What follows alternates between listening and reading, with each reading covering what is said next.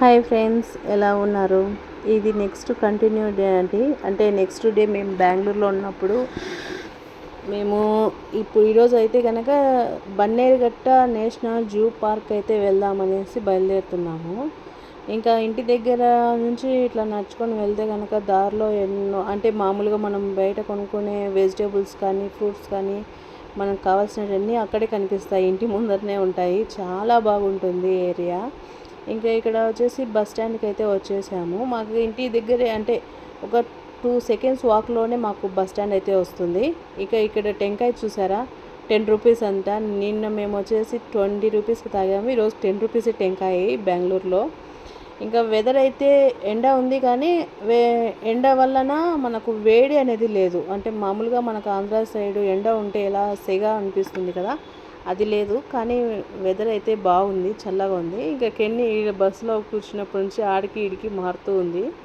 ఇక మేము వచ్చేసి బస్ స్టాండ్ అంటే బస్సు అయితే దిగాము. ఇంక ఇక్కడ నుంచి మేము ఓలా ఆటో తీసుకొని బన్నేరుగట్ట జూ పార్క్ అయితే వెళ్దామనేసి ఓలా బుక్ చేసాము.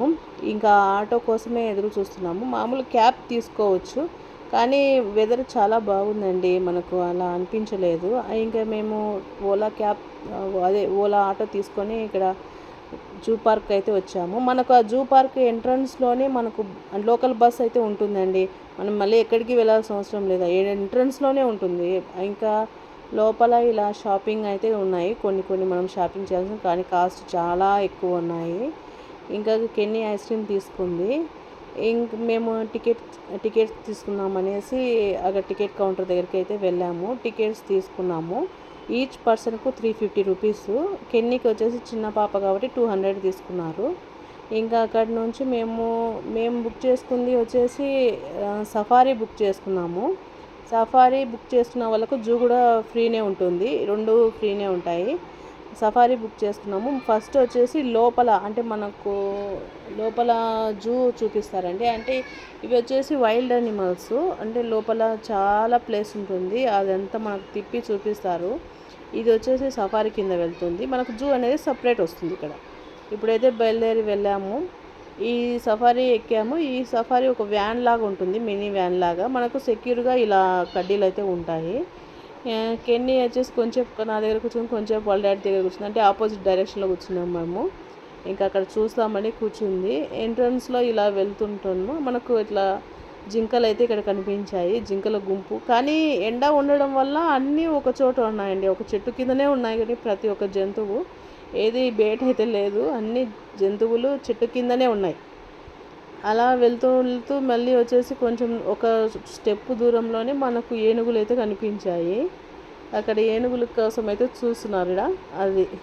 ఇక్కడ ఏనుగులు అయితే కనిపించాయి, ఆ ఏనుగులను చూపిస్తారు. అది ఎంత పెద్ద ప్లేస్ అండి, అదొక పెద్ద అడవిలాగా ఉంటుంది ఆ ప్లేస్ అంతా. అంటే మనకు వెళ్ళేటప్పుడు ఆ ఫీలింగే వస్తుంది, ఒక అడవిలో మనం తిరుగుతున్నామా అనిపిస్తుంది. ఇంకా అక్కడి నుంచి బయలుదేరేసి ఇంకా ఒక్కొక్క ఏనుగులు చూసాము. ఇక్కడ వచ్చేసి ఒక గేటు దగ్గర మనకు సింహాలు అయితే కనిపించాయి. ఆ సింహం కూడా చెట్టు కింద పడుకొని కనిపించింది, నేను చెప్పినట్లు జంతువులన్నీ. ఇంకా తను అయితే చాలా బాగా ఎంజాయ్ చేసింది. ఇంకా ఇక్కడ వచ్చేసి ఒక సింగం అనేది పడుకోంది చెట్టు కింద, అది కూడా పడుకోంది. ఇంకా ఇలా వెళ్తూ జంతువులను అయితే చూసాము మేము. ఇంకా నెక్స్ట్ పార్ట్ అనేది మీకు నెక్స్ట్ వీడియోలో నేను చెప్తాను. బాయ్.